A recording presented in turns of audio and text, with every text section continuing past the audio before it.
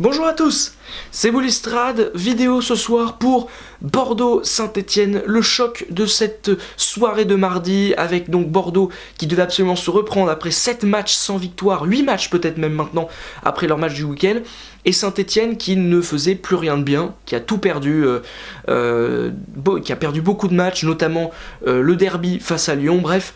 Ces deux équipes-là devaient absolument se relancer, et Bordeaux s'est relancé. Victoire 3-0 ce soir, doublé d'Alexandre Mendy et but sublime de Malcolm. C'est mieux parce que Malcolm, voilà, on l'aime beaucoup, mais c'est pas dans le foot qu'il a été bon. Comment dire, Bordeaux a fait un super match, parce que, en fait, Gourvenec, en faisant quelques modifications dans son 11 de départ, a redonné un coup de fouet à cette équipe. Et Bordeaux est un de ces clubs qui, même quand ils ont des bons joueurs, même quand ils ont un bon effectif, est capable, si tout va trop bien, de s'enliser, d'arrêter et de finalement retomber dans ses travers très facilement, d'être regagné par la moisissure très vite. Et là, tous ces changements qui ont été faits dans le 11 de départ, probablement parce que c'était un match en semaine, mais ça a aussi eu le mérite de redonner vraiment un élan à cette équipe. Les Alexandre Mendy, Cafou, Vada au milieu de terrain qui a été plutôt performant, on peut même parler de Gajic, défenseur droit. Bah ça redonne un nouveau souffle à cette équipe, et même si les joueurs sont pas forcément meilleurs que ceux qui étaient présents à Caen, et bah cette équipe rejoue mieux au football, quoi. Alexandre Mendy par exemple, c'est l'exemple le mieux je trouve. C'est pas un super buteur, c'est pas un super joueur par rapport à Depréville, c'est quand même pas le même niveau, moi je préfère Depréville. Mais là ce soir, Mendy m'a épaté, ses 2 buts sont beaux, c'est bien joué, c'est bien fait. Voilà, c'est vraiment une équipe qui doit absolument à chaque fois se remettre en question, ne pas se reposer, ne pas se dire ouais c'est bon quoi, on est là, on est bon, on est performant, ça va être facile. Non, Bordeaux à chaque match ils doivent se remettre en question et ils doivent se redire voilà, il faut qu'on fasse ça, faut qu'on fasse ça, faut qu'on fasse ça mieux, faut qu'on fasse ça peut-être encore de manière plus physique, je sais pas, mais il faut à chaque fois se remettre en question. Ils l'ont fait ce soir, c'est très bien, ils reprennent leur marche en avant, c'est normal. Avec cette victoire, ils font un bon classement et passent de nouveau devant Saint-Etienne, qui a fait une nouvelle fois une performance indigente, indigeste, parce qu'indigente c'est dégueulasse comme mot. Bon, en même temps, comme la performance des Verts ce soir, ils ont rien fait de bien.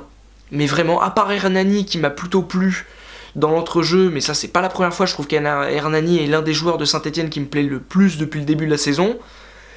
À part ça, t'as rien quoi. Même Ruffier, même Perrin sont plus bons, ce qui est quand même un truc de fou.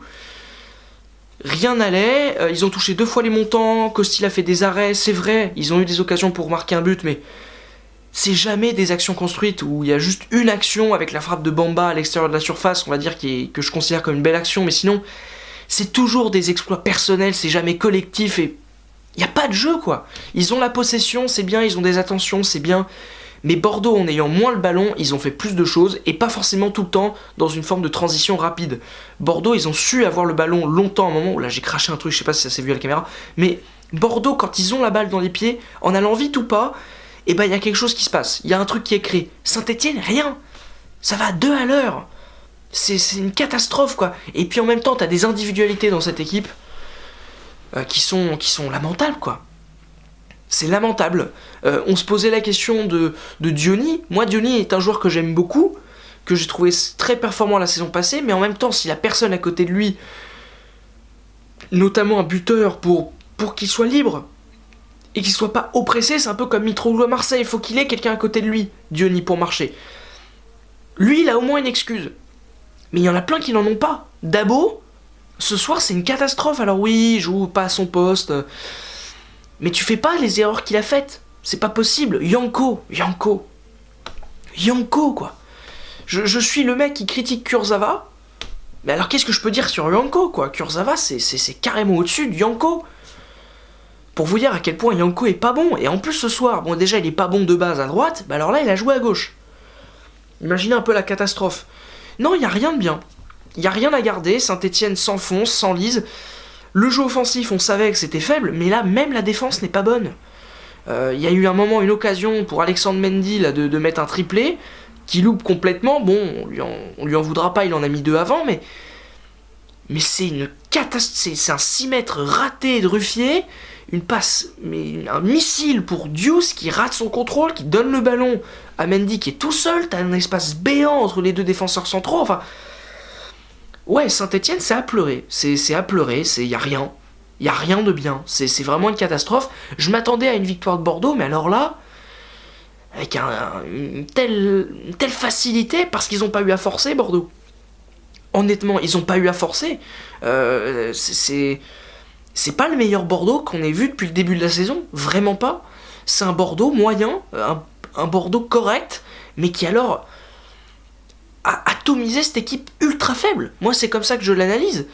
Beaucoup de gens vont dire que c'est Bordeaux qui a été remarquable, et ils ont été bons, ils ont fait le taf, faut les mettre les 3 buts quand même. Mais c'est un niveau d'une faiblesse qui est abyssal, quoi, en face. Je sais pas comment ils vont s'en sortir. Je comprends pourquoi Oscar Garcia est parti, parce que t'as rien. C'est du flanc, c'est du vent, c'est violent comme parole. J'espère me tromper, j'espère que les Verts vont me prouver que c'est faux, mais en ce moment, c'est une catastrophe, quoi. C'est une catastrophe. Et en plus, voilà, moi je regardais le match là, il y a eu plein de moments où j'ai voulu zapper, j'ai voulu voir autre chose. Pas à cause de Bordeaux, mais parce que Saint-Etienne avait le ballon dans les pieds et qu'on s'ennuie à chaque fois qu'ils ont le ballon dans les pieds. Je sais pas comment ça va se passer, je sais pas.